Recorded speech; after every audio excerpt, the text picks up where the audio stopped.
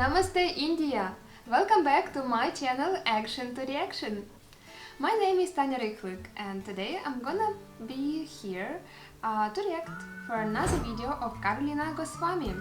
Shocking, a British journalist exposed Western media's darkest secrets.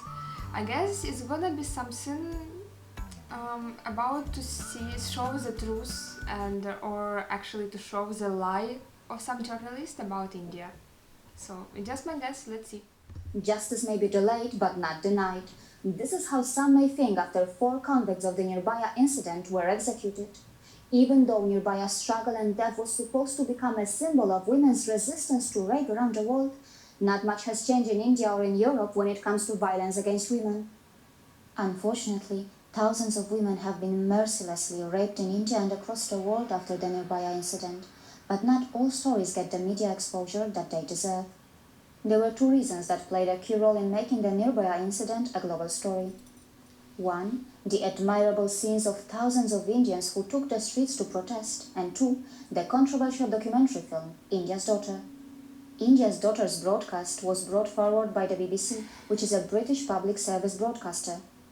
The film created a lot of controversy in India, where many felt that it was recklessly stereotyping Indian men. But not too many people know that even in the UK, the film raised serious concerns. Christopher John Penrose Booker was an English journalist, author and the founder of the satirical magazine Private Eye. He stated, "If there is a cultural problem here, it is the long-standing desire of the Western media to stereotype Indian males as sexual predators." He added, "Those who saw the preview of India's Daughter in Delhi have testified that the original version did make comparisons with the rest of the world. One, Anna Vetikot, praised it as a balanced documentary because it ended with worldwide statistics highlighting violence against women from Australia to the US. But when the final version emerged, all this had been cut out. India was shown standing alone as a country where rape is an exceptional problem. Across the world, agenda-driven journalism, which fails to deliver a broader perspective, is gradually becoming a real threat, as it can lead to hate crimes and negative stereotypes." Year 2015, in Germany, a Leipzig University professor, Sickinger, barred an Indian student from an internship. She stated, "We hear a lot about the rape problem in India, which I cannot support." The situation became so serious that eventually the German ambassador to India had to intervene. He wrote a letter to Professor Sickinger in which he mentioned that India is not a country of rapists. The repercussions were also seen in tourism, as the figures from the Associated Chambers of Commerce and Industry of India revealed that in 2013, between January to March, the number of female tourists who visited India fell by 35% when compared with the same period of the previous year.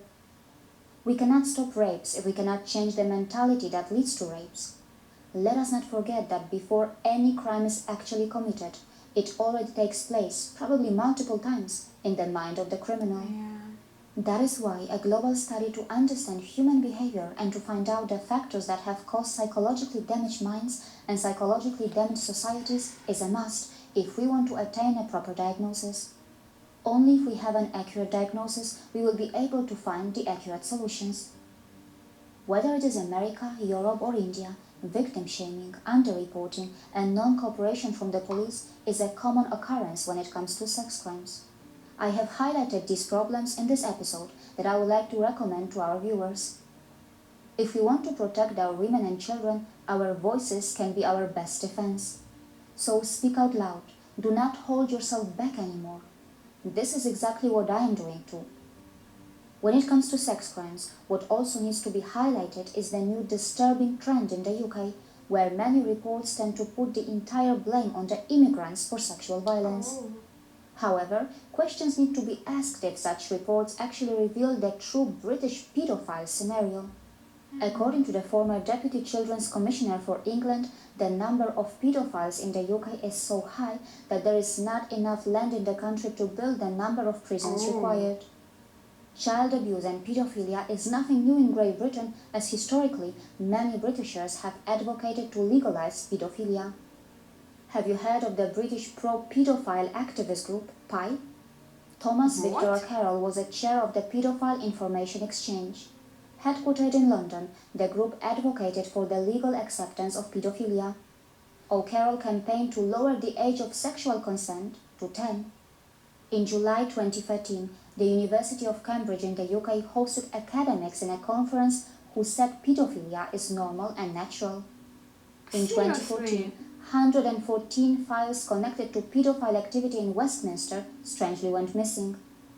Chief Constable Simon Bailey said that pedophiles who view indecent images of children should not be charged or jailed unless they pose a physical threat to children. According to him, the police forces in the UK are not able to cope with the huge number of cases. Elsewhere, the situation is worrisome too. A recent study, which was financed by the European Union, closely analyzed international child sexual abuse material. The study revealed that 78.8% of visible offenders were white.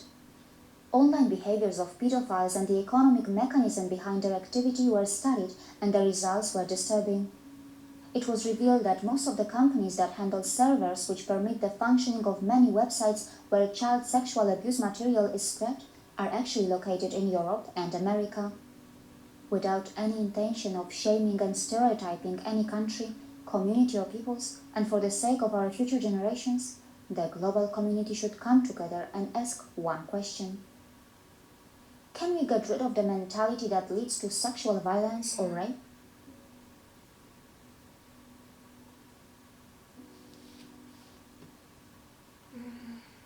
It was a good video, and honestly it's very shocking for me. Sometimes I feel like I just live in another world. Like, I don't know, like there is a world and there is my own universe over there. And you know, when I don't really check much news, and I prefer not to, it's my own conscious choice. And when I see some videos like this, it's just so shocking for me.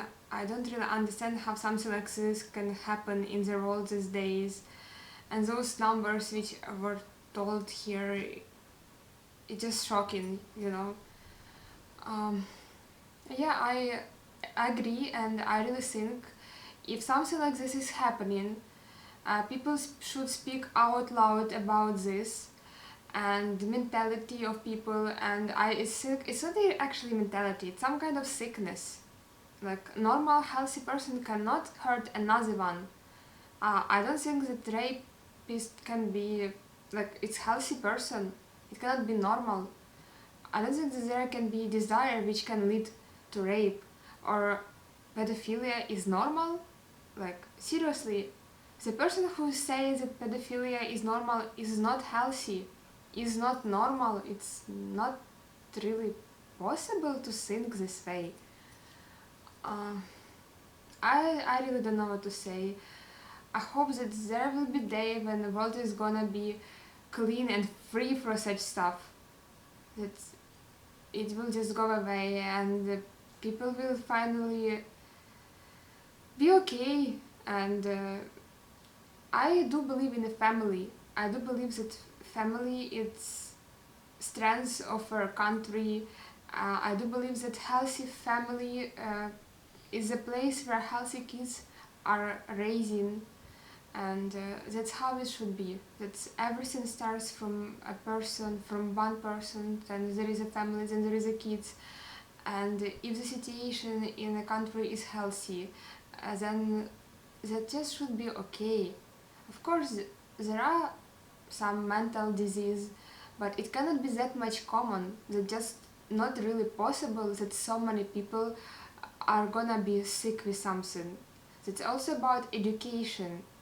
It's also about a community in which person was raised. It's about the people who are around. Everything makes sense over here.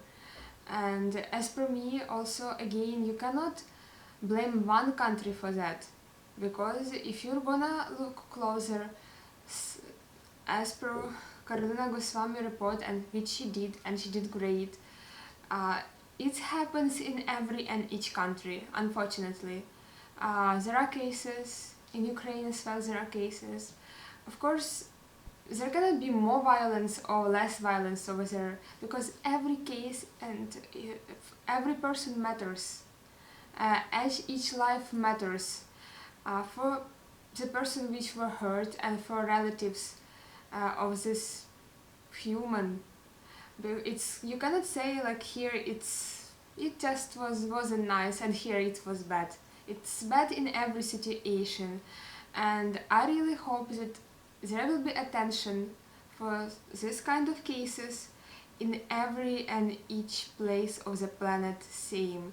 And whatever, if something like this happens, justice should be there every and each time. So I hope you like my reaction on this video. It wasn't easy. Please follow me on Instagram, like this video, subscribe my channel. Dhanyavad for watching.